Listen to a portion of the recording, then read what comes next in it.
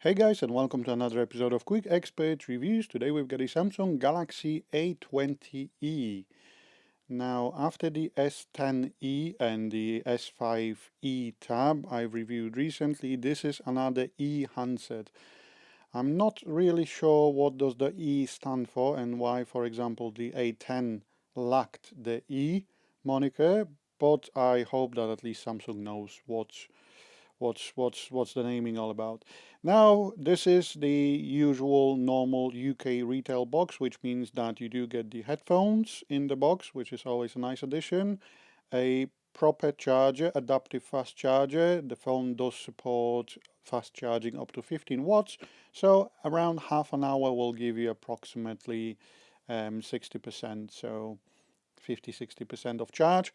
So actually works pretty well. And then we've got the SIM opening tool, which allows us to open the SIM tray, which also has the memory card tray in it. Now, the phone itself is made of plastic, but as usual, it's made of, it looks like a glass, so Samsung calls it a glass stick. Yes, and then we've got the dual lens camera setup, we've got the LED flash and the fingerprint sensor on the back as well. So then we've got the power button, the volume up, volume down, we've got the second microphone on the top, we've got the SIM tray and memory card tray on the left, which is a one tray, and then we've got a Type-C with a one bottom firing speaker and a headphone jack.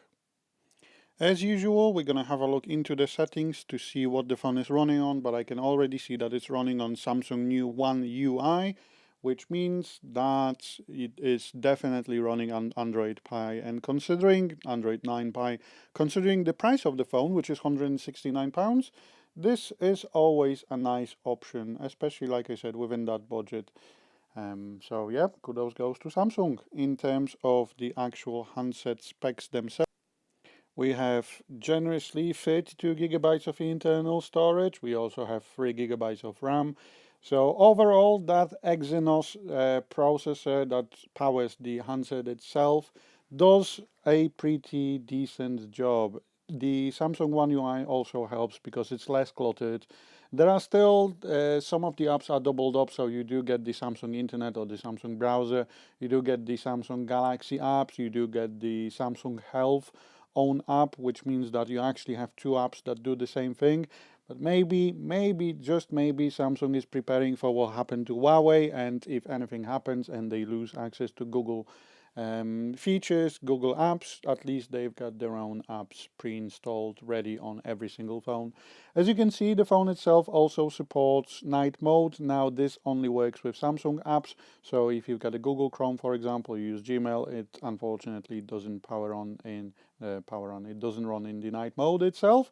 And then we've got the navigation bar, so if you'd like to, you can change that navigation bar to a gesture-based bar. In terms of sound and vibration, in terms of sound quality, we do get Dolby Atmos, albeit it only works over wired headphones and wireless headphones themselves. But at least we also get a built-in equalizer, so we don't have to download any additional third-party apps. And to be honest, even though the phone sports 5.8 inches in terms of like the display size, it's still pretty easy to use with one hand, especially that when you do get the like reachability, so you double tap the home screen, triple tap the home screen, and it allows you to make it slightly smaller. In terms of pre-installed apps, we've got, for example, Samsung built-in FM radio, so if you plug in the headphones, they double up as an antenna. And then we've got the Samsung own game launcher, which allows us to put all the games in one place, so they are not scattered around the whole device. And then slightly improve the performance of the games we run. Now it's not gonna be running PUBG on ultra in 60 frames per second, but it does a pretty decent job. In terms of the camera itself, we've got two units on the back, 13 megapixels with an f-stop of 1.2 and 5 megapixels with an f-stop of 2.2. That is the ultra wide lens. And then we can also record videos in up to 1080p at 30 frames per second. The front-facing camera is 8 megapixels with an f-stop of 2.0.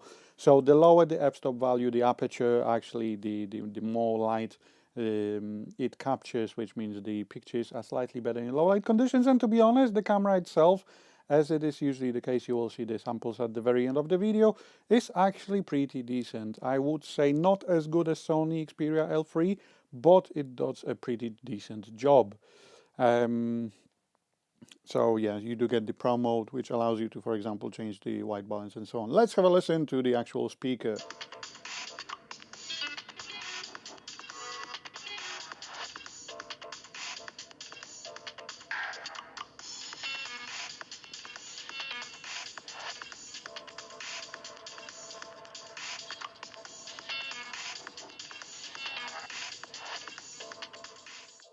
So yeah, thanks for watching another episode of Quick Expert Reviews. Hope you've enjoyed the video. If you've got any questions, just drop them in the comments, and I'll speak to you soon, guys. Bye.